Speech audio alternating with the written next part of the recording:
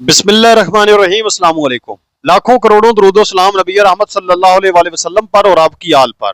आज 2 अगस्त है, एतवार का दिन और साल 2026। मैं आपका मिसबान गुलाम मुस्तफ़ा, आप लोग हमारा यूट्यूब चैनल और फेसबुक पेज देख रहे हैं।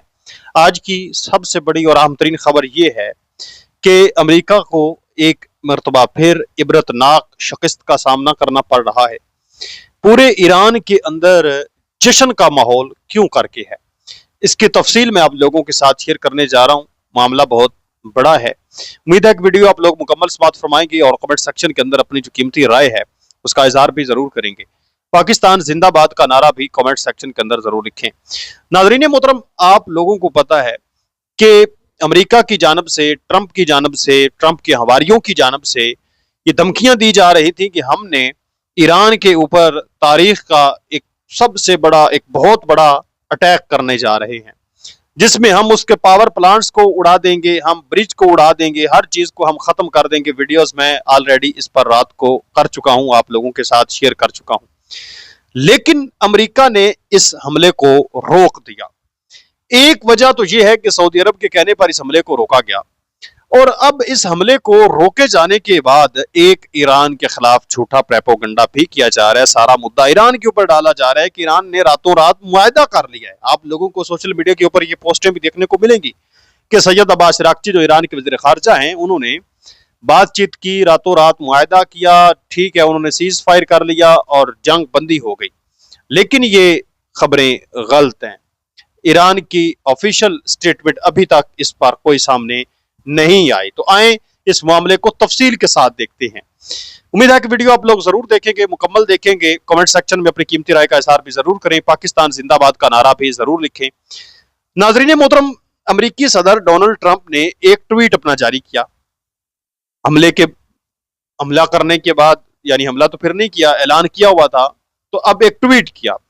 अमेरिका तैयार और लोडेड है, इस्लामी जमहूरिया ईरान के खिलाफ फौजी दहशत, ताकत और कुव्वत के ऐसे दर्जों पर जाने के लिए तैयार है जो दूसरी जंग अजीम के बाद से नहीं देखे गए। यानी दूसरी जंग अजीम में ऐसे हमले आपने देखे थे, उसके बाद ऐसे हमले नहीं देखे गए जो हमने ईरान के ऊपर हमले करने थे।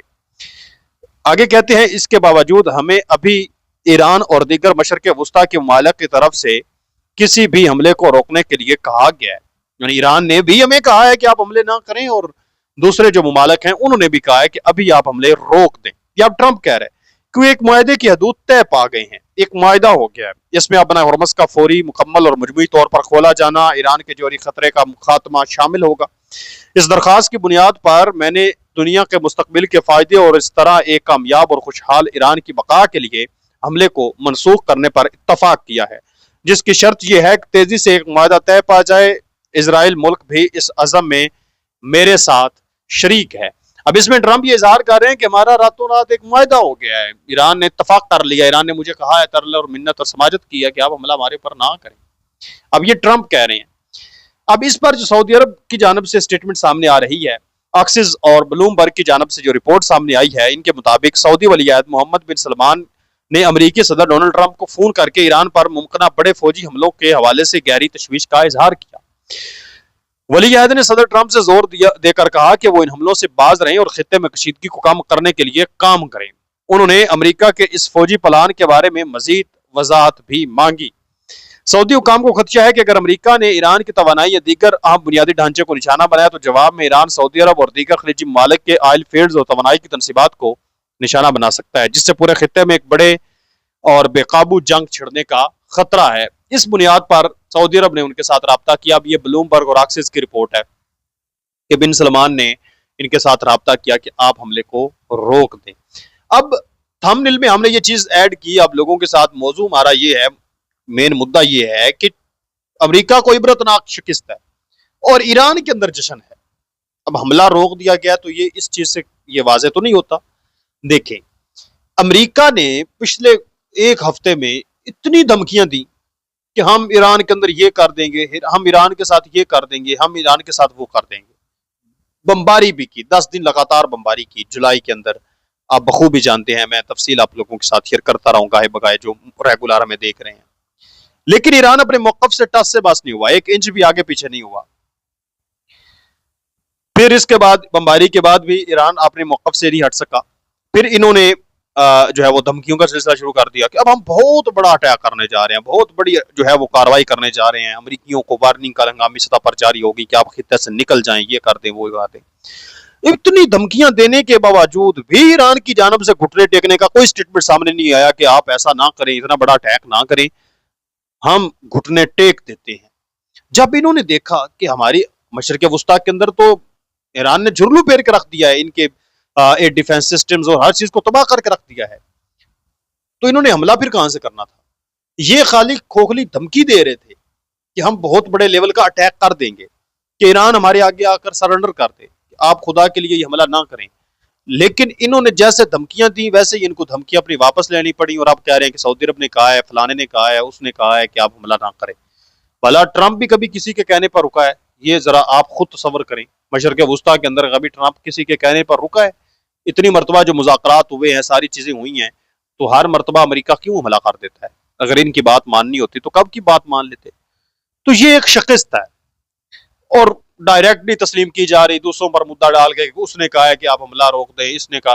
वो होते हैं ना, कुछ लोग होते हैं वो कहते हैं कि मुझे बस जोर से तुमने पकड़ लेना है, लेकिन वो उछल ज्यादा रहे होते हैं कि मैंने इसको छोड़ना नहीं है, आप मुझे छोड़े, और साथ उनको कहते हैं पकड़े भी रखना है। ये सूरत हाल इस वक्त बन चुकी है सदर डोनाल्ड ट्रंप की।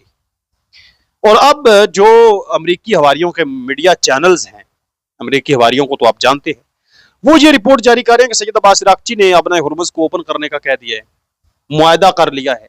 जबकि मैंने फिर ऑफिशियल स्टेटमेंट कोई चेक किया है, आई का सहारा लिया है कि आप मेरे को बताएं कोई ईरान की जानब से कोई बयान सामने आया हो, कोई ऑफिशियल स्टेटमेंट सामने आई हो। तो ईरान की जानब से अभी तक कोई ऑफिशियल स्टेटमेंट ये सामने नहीं आ सकी कि आप जो है वो अटैक ईरान के ऊपर ना करें और हम जो है वो मुज़ाकरात कर लेते हैं या मुआहदा कर लेते हैं। अलबत्ता सैयद अब्बास इराक्ची के खित्ते के दूसरे मुमालिक के वज़ीर ख़ारजा के साथ बातचीत हुई है, टेलीफोनिक राब्ते हुए हैं, ये चीजें हो रही हैं। तो ये तो एक नॉर्मल चीज है, ये तो पहले भी होती रहती है। कुछ लोग इस चीज के साथ जोड़ रहे हैं कि रातों रात ईरान ने दूसरे मुमालिक के, खलीजी मुमालिक के साथ बातचीत शुरू कर दी कि आप ट्रंप को समझाएं वो ईरान के ऊपर हमला ना करे। तो वो उनको जंग छेड़ने की क्या जरूरत है? अगर ईरान इतना बुज़दिल है तो उसको जंग छेड़ने की क्या जरूरत थी? इतने लोग शहीद करवाने की क्या जरूरत थी? पहले दिन ही जो है वो अमेरिका के आगे लेट जाता।